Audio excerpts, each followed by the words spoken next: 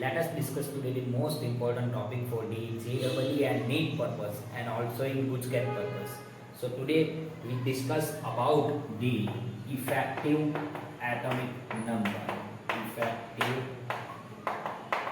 atomic number कैसे find करते हैं वो आज हम सीखेंगे, राइट। तो सबसे पहले इसको हम क्या बोल रहे हैं, इफेक्टिव एटॉमिक नंबर। इसका फॉर्मूला सबसे पहले हम लिख लेते हैं। तो फॉर्मूला में क्या होता, numbers of electron present in central metal और आयन into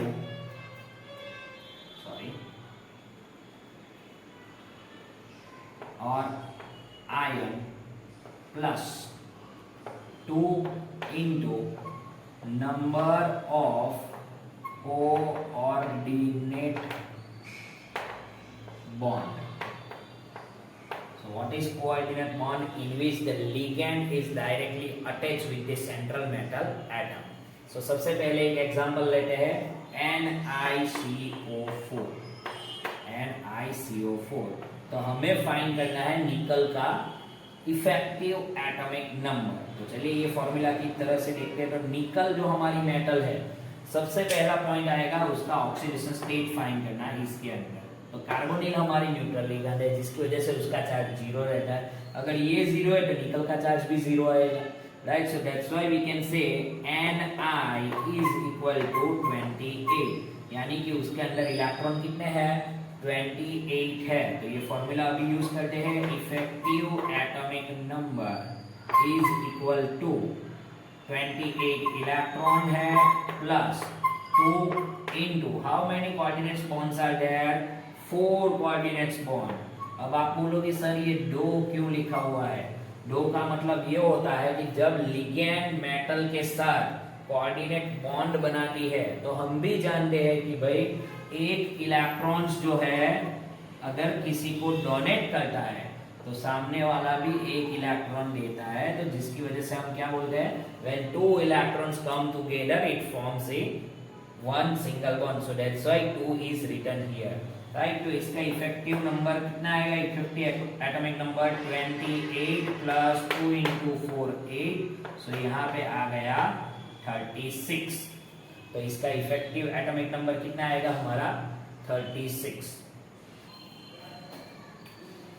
चलिए लेते हैं एक और example, that is chromium NH36 raised to 3+, right. तो चलिए क्रोमियम का एटॉमिक नंबर होता है 24, दैट मींस उसके अंदर इलेक्ट्रॉन 24 है, लेकिन यहाँ पे जो लिगेंड है वो न्यूट्रल लिगेंड है, इसलिए इसका चार्ज होता है 0।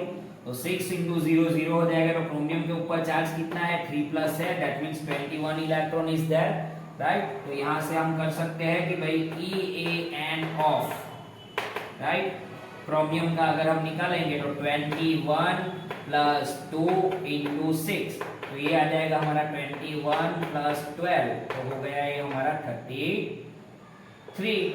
यस और नो?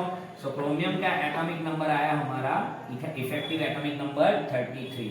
इसके आगे जब हमने निकाला था निकल का कितना निकला था, NiCO4 का, तो वो हुआ था हमारा 36। तो देखो यहाँ पे 36 है, यहाँ पे 33 है।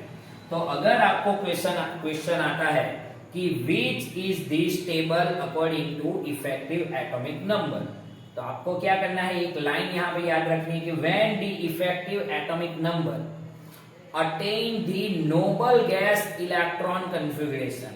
अब हमारी नोबल गैस कौन कौन सी आती है, तो हमें मालूम है 2 10 18 36 54 86 एंड 118। तो ये दोनों में से किसके इलेक्ट्रॉन्स नोबल गैस की कॉन्फ़िगरेशन के बराबर है, तो निकल के है। तो ये होगा हमारा मोर स्टेबल। क्या होगा, मोर स्टेबल, क्योंकि इसके पास कितने इलेक्ट्रॉन्स है, 36, और इसके पास है 33, तो ये स्टेबल नहीं होगा। ओके। दूसरा एक क्वेश्चन आ सकता है, according on the basis of oxidation reduction phenomena, right, कि आपके पास 2 कॉम्प्लेक्स है, which one is the good oxidizing agent and which one is the reducing agent, right? आपको क्या फाइंड करना है? which one is reducing and which one is oxidizing. चलिए example लेते हैं हम, राइट? पहला एग्जांपल है हमारे पास कॉम्प्लेक्स है वेनेडियम CO6 और दूसरा है मैंगनीज CO6, राइट? तो यहाँ पे कार्बोनिल जो है, राइट, उसका चार्ज 0 होता है, राइट? इसीलिए हम इसके ये दोनों जो हमारी मेटल है उसका oxidation state as it is आएगा, राइट? दैट मींस वेनेडियम का होगा 23 नंबर और मैंगनीज का होता है 25 नंबर। तो अगर इसका हम इफेक्टिव एटॉमिक नंबर निकालें तो क्या होगा? 23 plus 2 into how many ligands are there? 6। उसी तरह यहाँ पे क्या होगा? Effective atomic number is equal to 25 plus 2 into 6। तो यहाँ पे बनता है 23 प्लस 12 और यहाँ पे बनेगा 25 प्लस 12।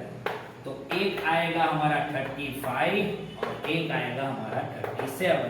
तो आप बोलोगे सर यहाँ पे तो नोबल गैस इलेक्ट्रॉन कॉन्फ़िगरेशन आई ही नहीं है, तो इसमें से कैसे पता चलेगा कि कौन सा रिड्यूसिंग है और कौन सा ऑक्सीडाइजिंग है? तो हमारा ये दोनों का नियरेस्ट नोबल गैस कौन सा होगा? 36 होगा, यस और नो, राइट? तो ये जो होगा इसकी टेंडेंसी होगी कि ये इलेक्ट्रॉन गेन करेगा। क्या करेगा? गेन करेगा और 36 बनाएगा। और ये जो है एक इलेक्ट्रॉन लूज करेगा और ये बन जाएगा 36। और जिसमें से इलेक्ट्रॉन लूज होते हैं उसको हम बोलते हैं ऑक्सीडेशन और जो इलेक्ट्रॉन गेन करता है उसको हम बोलते हैं रिडक्शन। यस और नो, राइट? तो जो इलेक्ट्रॉन लूज कर रहा है वो है ऑक्सीडेशन एंड जो इलेक्ट्रॉन गेन कर रहा है वो है हमारा रिडक्शन। बट डेफिनेशन के बाद आपने देखा था कि जो खुद को ऑक्सीडाइज करता है वो सामने वाले को क्या करता है? रिड्यूस करता है। और जो खुद रिड्यूस होता है वो सामने वाले को क्या करता है? ऑक्सीडाइज करता है। इसीलिए यहाँ पे ये जो हमारा कॉम्प्लेक्स होगा वो रिड्यूसिंग एजेंट होगा।